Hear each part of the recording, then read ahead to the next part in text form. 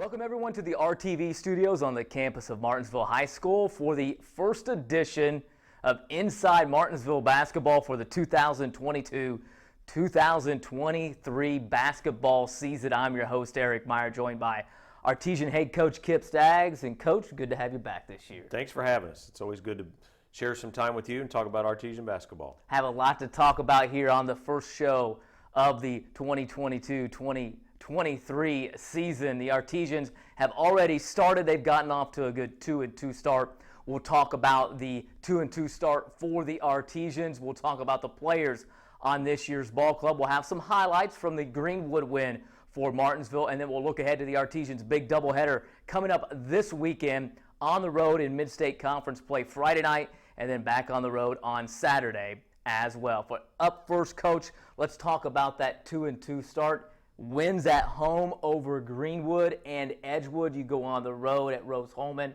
drop a tough one to a Terre Haute South team that I think is surprising some people right now, and then also lose on the road to a very good Columbus North Ball Club on Saturday night. Well, we've been good at home, that's for sure. Our guys have, just overall we've worked really, really hard. This is a fun group to coach. It's a fun group to watch play because of how hard they do play. And but, as you mentioned, we got off to a good start against Edgewood. I don't think we've had a group in a long time play as hard as we did that first weekend. We were just very, very competitive, tough, played aggressive on both ends of the floor. And that really helped us elevate to that win against Edgewood, 64-44. And then to get on the road, travel over to Rose-Hulman, good experience for our guys, play against an undefeated Terre Haute South team. Just came up a little bit short, but it was a really good weekend to get started. And then obviously the Greenwood game last weekend, we played really well.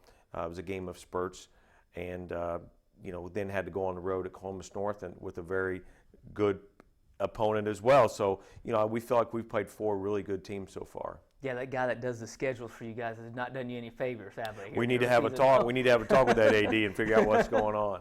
You play Greenwood on a Friday night in the home opener or the second home conference opener, I should say, and Woodmen come to town, and that's a game, like you said, kind of spurted. It goes back and forth. You guys end up hitting some big shots there. In that fourth quarter play from the three-point line, you're able to get the big win over the Woodmen. No question. It was a great conference win for us. They will slow the game down. They want a slow tempo, low possession contest, and we kind of fought against those types of things that they want to do. But our guys, we got up early, got up about 10 there in the second quarter. They closed the gap in the second quarter. In the third quarter, they took the lead after we got out in front of them a little bit more. And as you mentioned, that last 4 minutes, we hit some big shots, played well defensively down the stretch, and we're fortunate enough to pull out the win. Hit some big three-pointers down the stretch, hit your free throws down the stretch. They get the win over Greenwood. Let's go ahead and take a look at some of the highlights from the contest over the Greenwood Woodmen as we'll start out here on the offensive end. As you'll see, and that's your son, Brody Staggs from the corner. The three-pointer, big for you guys that whole game. Yeah, it's a good way to get started in the game, and Caleb was able to find him, and here's a nice in and out from Jack to Caleb Cheatham, and Caleb was able to go along the baseline there and put it in. And as you see, we got off to a pretty good start there. Here's a steal, after a missed shot, rebound, and I thought our aggressiveness was really good. The one thing that Greenwood did, they zoned us, and that kind of slowed us down a little bit, but we were able to manage, and we were able to find that comfortable tempo. There's Reese Wolf, a freshman, able to get his 2 points of his career.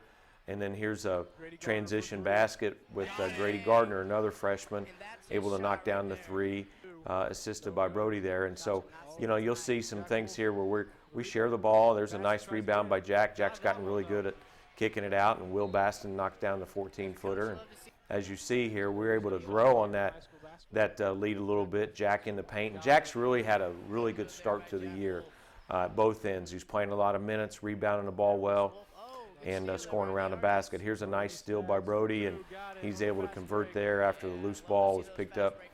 And as you see, we're able to just kind of keep building that lead. There's Jack in the paint, scoring with that little right-hand baby hook, and is gaining some confidence. Here's Caleb with about a 24-footer right in the middle of the floor. But as you see, the score, we spread it out to 5-7, and all of a sudden it's down to 2, and then it's out 5 of 7 down to 2. And then, here's Jack able to find Brody in the corner. And Jack's really done a nice job of locating shooters on the perimeter and staying within himself. Once again, inside out, that helps with the pull-up with Caleb driving the baseline. And Caleb in this game didn't miss a shot, had 15 points, and was very effective offensively. Here's Jack Wolf again, now putting it on the basket after we run a little cross action off the elbow. And so, we're a tie game here, and then Will comes off this and knocks it down. And we try to isolate the guy in the corner and really make that defender decide what he wants to do. And then here's a nice steal by Caleb and able to lay that in. And that really was important. That helped us get out in front there and keep a lead. As you see, it's back to a tie game. And then Grady Gardner hits one down in the corner. And, he's really showed a lot of promise as a young freshman coming in off the bench. Here we run, again, a little cross action. And Will, as you mentioned, some big threes. That's the second one here in the corner of the quarter that we're able to knock down. Puts us up 6, but to Greenwood's credit, they're able to rally back at the 4-minute mark. Brody puts one in to put us up 3. And then, as the game progresses, here's again, pass inside. He finds Grady on the outside. And so 2 back-to-back basic threes there for us, along with some free throws, we're able to just kind of seal the deal for us. Big rebound here. This is a nice pass by Brody to kind of seal the game there with about a minute to go. And you guys get to the free throw line here down the stretch, hit your free throws, able to come away with a victory over the Woodmen, as you saw the score back and forth like you talked about. So a good way to start for you guys. You get the win over the Woodmen on Friday night, and then you have to go back on the road here early on in the season, a couple of back-to-backs. That's tough, especially with the team we'll talk about with some kids coming back for some injury. You go over to Columbus North. It's a tough place to play. It's an awesome gym. It's huge. A Saturday night, not a lot of crowd. It's sometimes hard to get up to play that on the road. They pull the bleachers back down low. I'm not making excuses, but I've been there many times. It's tough to play over there. And you kind of came out early, played well. Second half, though, they made some adjustments to what you guys had done to them, and they were able to kind of pull away there using some of that home court advantage to get the win. Yeah, it's just, it was disappointing for us. We got off to a really good start. We trailed 15-14 in the first quarter, but there were 2 threes that they hit that we felt like we made some defensive mistakes that we felt if we handled that a little differently, that helps us be up 14-9. And that game feels a lot different at the end of the first quarter. Then they made a run there in the second quarter. To our guys' credit, we kind of hung in there. And then I thought we really came out in the third quarter. We came out in the third quarter, really picked up the tempo. We were able to close the gap. It's 34-29. We missed one around the basket, get a rebound, kick it out, miss the 3. As you saw in the video, we've done that the night before. Doesn't go in. So it's a 5-point game. We got a little momentum. We miss those shots. They go down and hit a 3 with about a minute and a half to 2 minutes to go in the third. Makes it 8. We get out of tempo. We played a little too fast there. We tried to get it back too quick. Next thing you know, now all of a sudden it becomes 9, 11, 12, and it just got away from us there. And so that was probably the disappointing part, was that we were not able to maintain contact there and put ourselves in a position to win against a team that I felt like we should have been very competitive with. And I don't think the score is indicative of the type of teams we both have.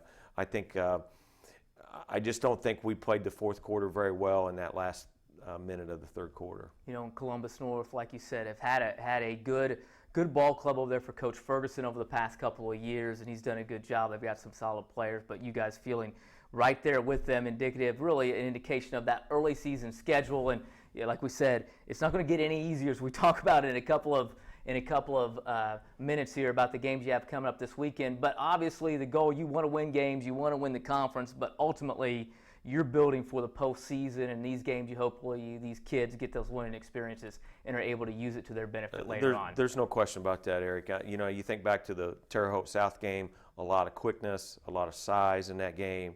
We had to adjust from the night before playing Edgewood. So just very different style of players, very different style of what the programs are trying to do. And the same held true for Friday into Saturday with Greenwood and Columbus North. Columbus North is they press a lot, they sit back in the zone, where Greenwood's going to to man you, but they're going to play more in a half court and try to slow it down. And thinking back to Columbus North, we shot 31%. And so you're not going to win very many games shooting 31%.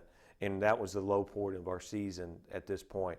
But we've had a really good week of practice so far, and we look forward to our contest coming up. We said we've got a couple of games coming up this weekend. Back on the road for the Artesians, 2 games actually, as they will be in a mid-state conference matchup on Friday at Plainfield. Come back Saturday, they'll head over to Center Grove to play a good Center Grove ball club as well. But before we get to that, let's talk a little bit about this year's ball club. Some of the players that the Artesians have, really some high expectations, I think, coming in for you guys, Coach. This is kind of a group you've kind of pointed to. You've got a lot of guys back with varsity experience, some guys coming back from injury. Talk a little bit about this club, the group you have, and some of the expectations for them this season. Well, first of all, they're all great student athletes. They are just tremendous young men, and they've been a pleasure to watch grow up. Some of them, they've been around us since the 3rd, 4th grade, and then, to kind of see them going through the Little Artie program into middle school, do some of our summer things, into high school. They've kind of just waited their turn, so to speak, too. Most of these kids played as freshmen on the freshman team. Most of them played on the JV team as a sophomore. And so to watch them kind of move through the process has been a lot of fun. And then also to talk to them right now about, what do you want to do next year? Where do you want to be next year?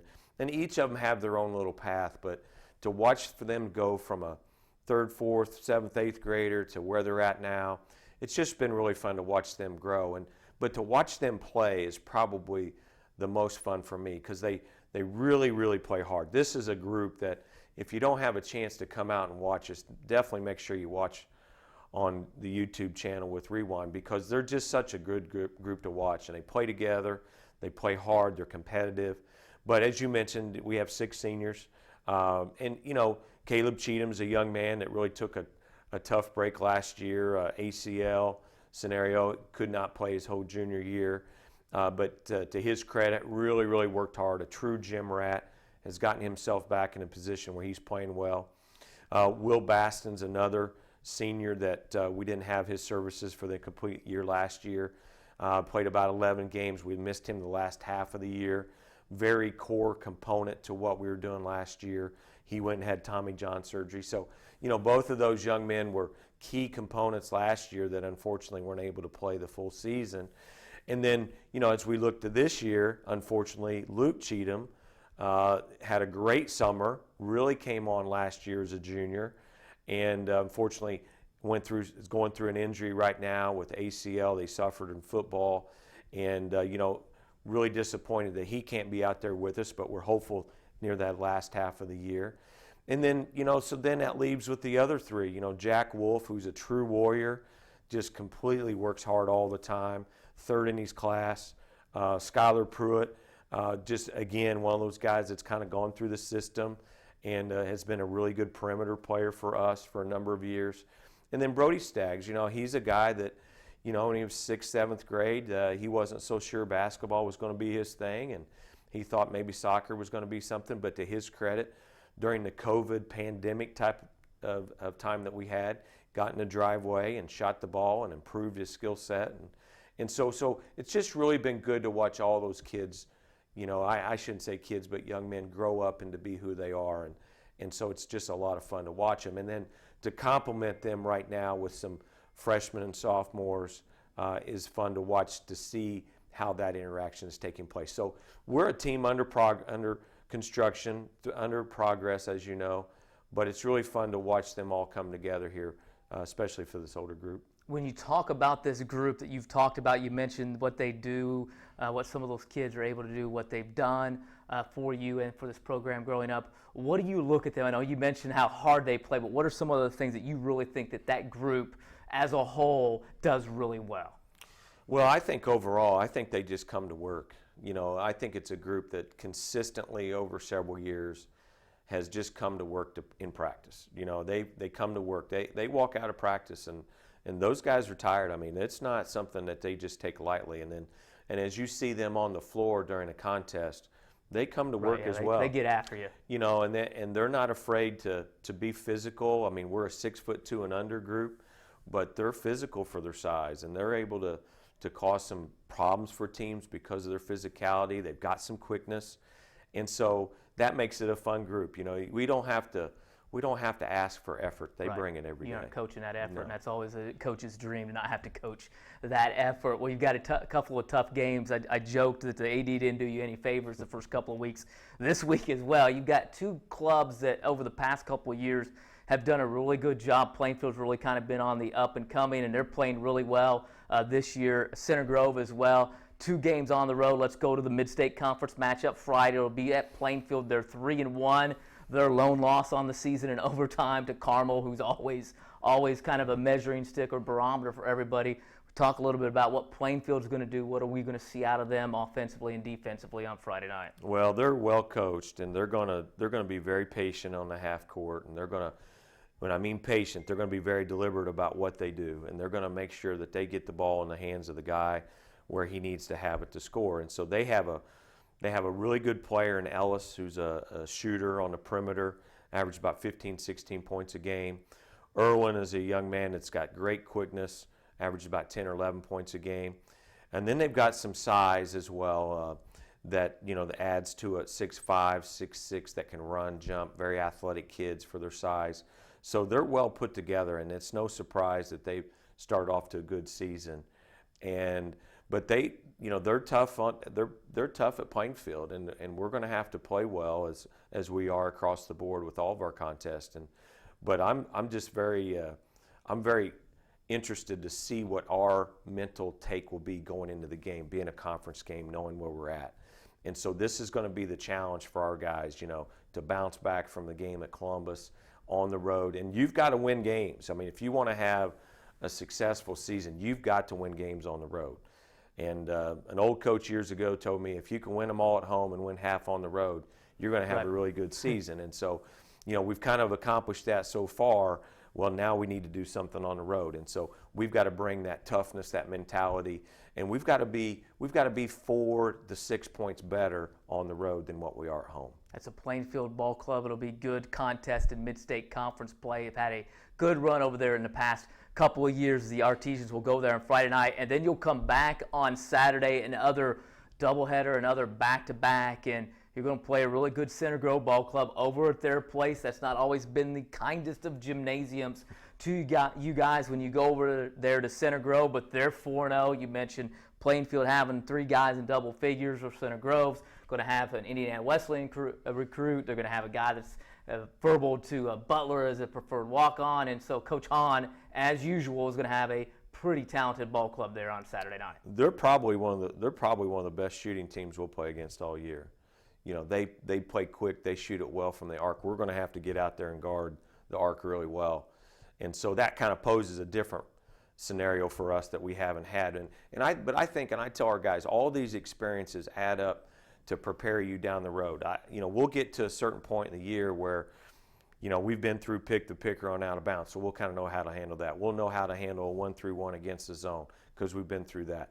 And so all of these games add up to your experience level, and hopefully with our older guys, they can pick up on it much quicker. We'll have to bring the freshmen and sophomores and others along, a little bit more deliberately, but I think that we should be able to respond and be able to look at things pretty quick. But Center Grove has some really good shooters, and so there's a reason they're going to Wesleyan and preferred walk on to Butler. But I really like our guys. I think we've got some toughness. I think we'll be up for the challenge for both games, and conference is very important to us.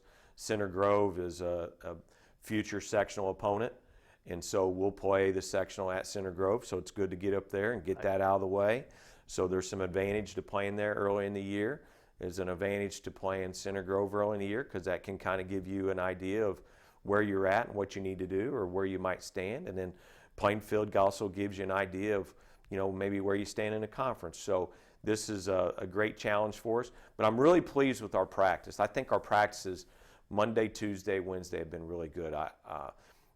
Tuesday was about as good as we've had in a couple weeks. Yesterday we went through some situations, some scenarios. We put some time on the clock. We've got to be able to manage the clock better. We've got to understand time and situation a little bit better. Whether you're up 3 or down 3, We've got to make sure we know what we need at that particular moment so that we can come out victorious and not just play. And I mean, there's a big difference there. Sometimes you got to think the game and not just play it. And so we've got to be better at thinking through the game, thinking through the scenario of, hey, we need to have a good shot right here, or we need a defensive stop right here. And that's probably an area that, if you think back to the Columbus North game, we didn't handle very well. You know, we missed the three, and then they go down and hit a three. Well, we didn't respond to that next possession.